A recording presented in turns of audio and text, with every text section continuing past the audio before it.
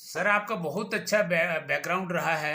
आप स्वयं जो है सेना में रह करके और देशभक्ति का बहुत बड़ा काम किए हैं और आपको काफ़ी सम्मान भी मिले हैं मेडल के रूप में। और अचानक से बिलासपुर विधानसभा से चुनाव लड़ने का मकसद लोगों के सामने एक जनप्रतिनिधि के रूप में आना, थोड़ा खुलासा करेंगे कि आप क्या ऐसा अचानक निर्णय लिए? जय हिंद।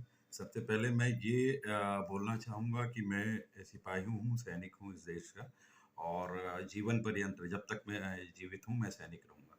क्योंकि जो कसम है देश की रक्षा की और उनके लोगों की रक्षा की, वो मेरी वर्दी ने नहीं खाई थी, वो मेरी आत्मा ने खाई थी। तो जब तक इस शरीर में जान रहेगी तब तक मैं इस देश का सिपाही रहूँगा। दूसरी बात की चुनाव लड़ने की बात है, जो आपने बोला कि आपने चुनाव लड़ने का फैसला किया है।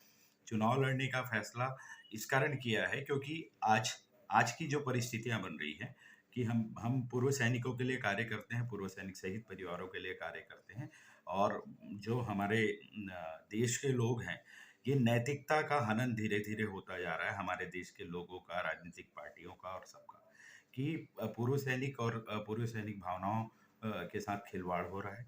आज 270 दिन से जंतर मंतर पर लोग बैठे हैं कि उनकी बात सुनी जाए। साथ ही साथ केवल जंतर मंतर की बात नहीं हो रही, साथ ही साथ यहाँ हम पिछले 10 साल से कई आंदोलनों के माध्यम से, कई यहाँ पे ज्ञापनों के माध्यम से, धरना प्रदर्शन से हम छत्तीसगढ़ में भी सरकारों को जगाने की कोशिश किए हैं कि ये सुविधाएं हैं हमारे पूर्व सैनिकों की और इनकी स्थिति बहुत दयनीय है।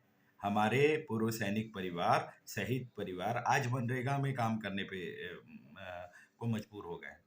एक दिवंगत सैनिक की पत्नी मनरेगा में अगर काम कर रही है, उसकी बेटी मनरेगा में जाके काम कर रही है, तो हम लोगों को चुल्लू भर पानी में डूब के मर जाना चाहिए। क्या बिलासपुर विधानसभा से एक हड़कंप मचा हुआ है जनता के बीच कि एक देशभक्त, एक सेना को चुनाव लड़ने की जरूरत पड़ी, तो क्या किसी राजनीतिक दबाव की अन्य पार्टियों से, राजनीतिक दलों से कभी आपको कोई ऐसा प्रेशर बनाया गया है कि आप चुनाव न लड़े, क्योंकि जनता का जो समर्थन आपको मिल रहा है उसको देख करके अन्य राजनीतिक दल एक तरह से घबराए हुए हैं?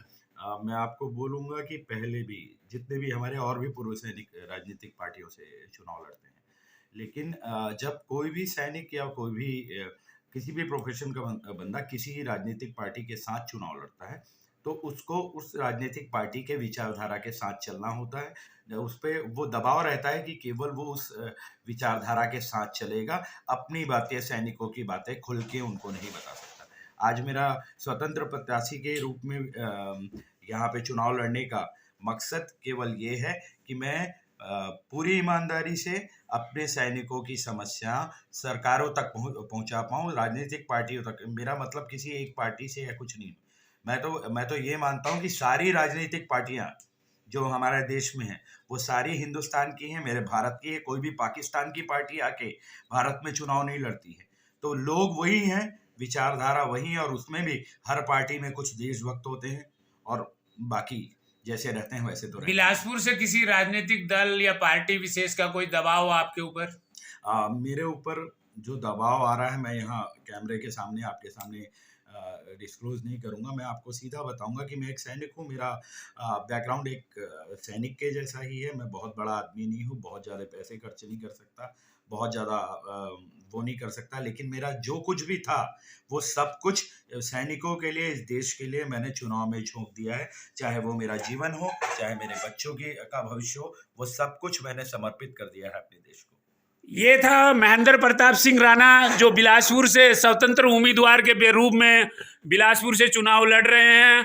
और अभी तक उनका जो राजनीतिक परिचय है, अभी तक मैं आपको बता दूं उनका बैकग्राउंड कि ये सेना में रह करके कई सालों तक देश सेवा किए हैं और अपने एक एनजीओ के माध्यम से, सिपाही नाम की संस्था के माध्यम से पूर्व सैनिकों के हित में बड़े लंबे समय से काम करते रहे हैं। और देशभक्ति और राष्ट्रवाद की जो भावना है इनके अंदर कूट कूट के भरी है और अपने पूर्व सैनिकों की दुर्दशा को लेकर के बहुत चिंतित होकर के चुनाव मैदान में उतरे हैं। आज तक पूर्व सैनिकों की जो समस्या है उसको किसी भी राजनीतिक दल ने उन पर ध्यान नहीं दिया, इसीलिए इनको मजबूर होकर के बिलासपुर विधानसभा में स्वतंत्र प्रत्याशी के रूप में चुनाव लड़ना पड़ रहा है। धन्यवाद।